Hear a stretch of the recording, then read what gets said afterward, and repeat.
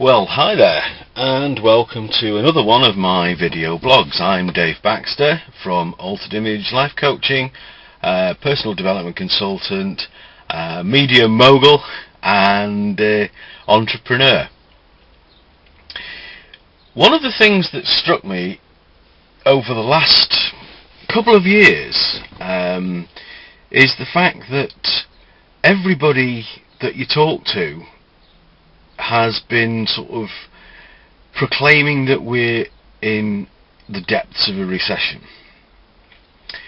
And this whole thing, in my own personal opinion, was fueled in a large extent by the media. Yes, okay, there were mistakes made by the banking industry. There have been mistakes made by general industry. There have certainly been mistakes made by government. But overall, this perceived recession, my own feelings were, or are, that it wasn't actually as bad as the media were portraying it. In fact, I'll go so far as to say that there was some downright fabrication in my opinion. And they focused on, here's a poor destitute family who can't make ends meet, and if that's not bad enough for you, here's another poor destitute family who can't make ends meet, and here's a business that's laying off 15,000 people, and here's another poor destitute family who can't make ends meet. And this was all the time, every time you turned on the news. So anyway, what I've been looking at over the last 12-18 months is the people that I come into contact with in a business way and in my personal life, and it seems that there is money about, irrespective of whatever we've heard in the media. There are people out there who are spending a lot of money on floating businesses, on having parties, on going on foreign holidays, going on world cruises, all that sort of thing. So there is definitely money about. So how does that relate to what I'm talking about? Well, if you transpose all this lot into a business scenario, one of the things that businessmen feel, or a big generalization, but a lot of businessmen feel, oh dear, doom, gloom, everybody's in a recession, blah, blah, blah, blah, blah. That reminds me of a story that I heard a while back about when people were learning to fly. Going back to 1912, 1913, that sort of time. Long time ago. But people actually learned to fly. And as the things progressed and planes got better and all that, and they started flying biplanes, one of the things that started to happen was that biplanes had a tendency to go into a vertical dive, spinning round and round and round.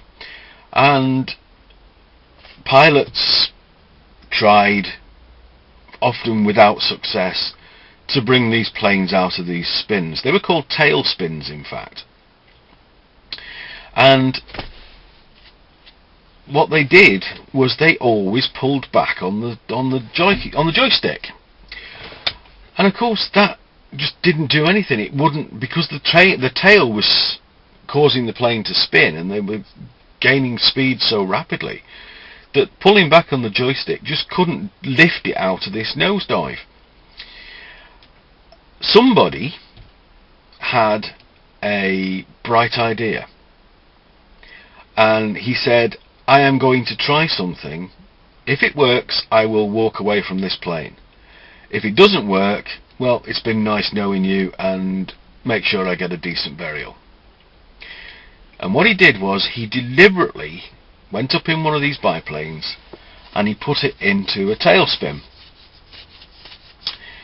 So he's hurtling towards the ground, and about 50 meters from the ground he put his plan into action.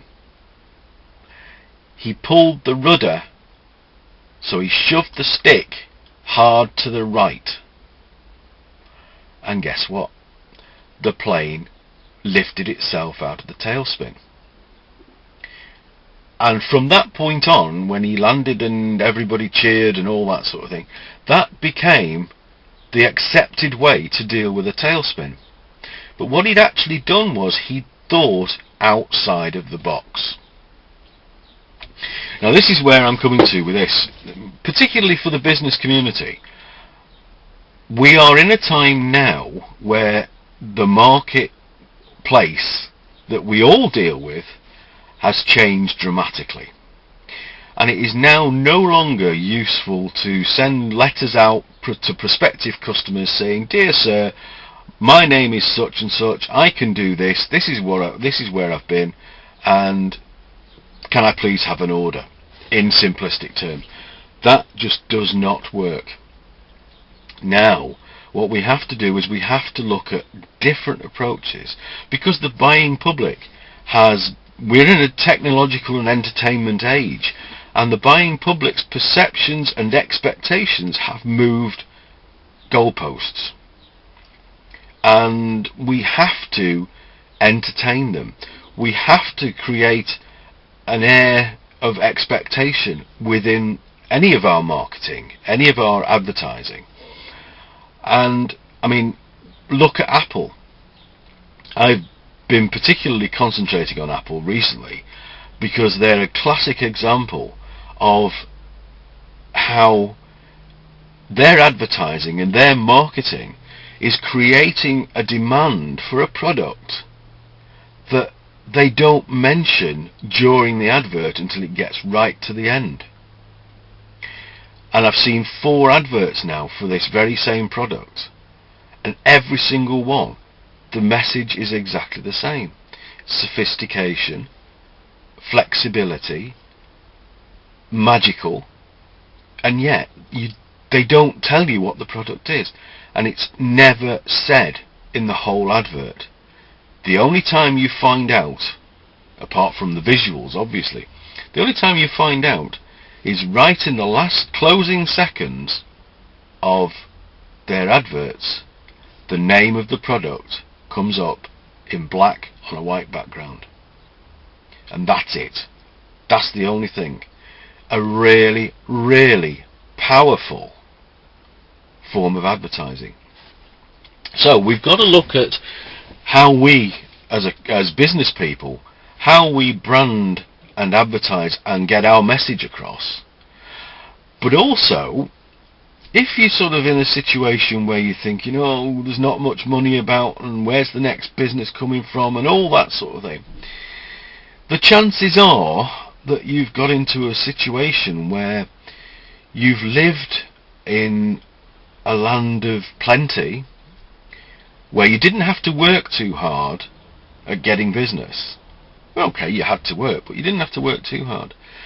And in this complacent state that we now find a lot of ourselves, one of the things that we've forgotten is, why did we go into business in the first instance? What was the driving force that made us go in? What did we sit down at 4 o'clock in the morning and write down when we started writing our business plan? Where was the ideas coming from? Where was the spark? What was the spark? What was the driving factor? Because in this changed marketplace, I feel, and I know that there's a lot of other people like me who feel the same, the only way that we can move forwards in business is to recognise what we did going back to make us want to go into business. What was our ethos? What was our motivation? And what have we let slide since then? What can we do to move back to those days where we were business people? We had that passion. We had that fire in our bellies to do things and to make our mark on society. We wanted to do a lot of stuff. And then we found that we were doing it. And so we became complacent to a large extent. And then we get hit by this perceived recession. So I think that it's now time to get back to basics. Look at what we're doing. how do we get that message across? What do we do? What do we say? How do we advertise? How do we market? And we have to change. And we have to be the people that make that change. Because otherwise we're going to flounder. And this also goes for people who are setting up in business. Remember to create the passion. Because out there, all those people who set up in business and all those existing businesses, not everybody is going to end up jumping off a cliff. Not everybody is going to end up walking underneath a train, right? Only a few, relatively speaking, will do so.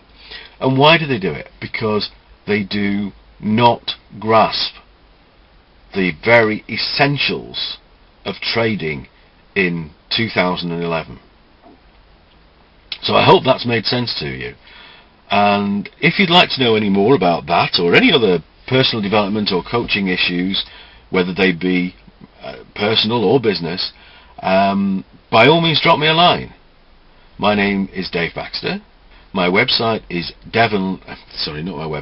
my email address is devonlifecoach@gmail.com, and my website, which I am now going to redo because of the way that I've shifted in my thinking, is www.davebaxterlifecoach, all one word, .moonfruit.com.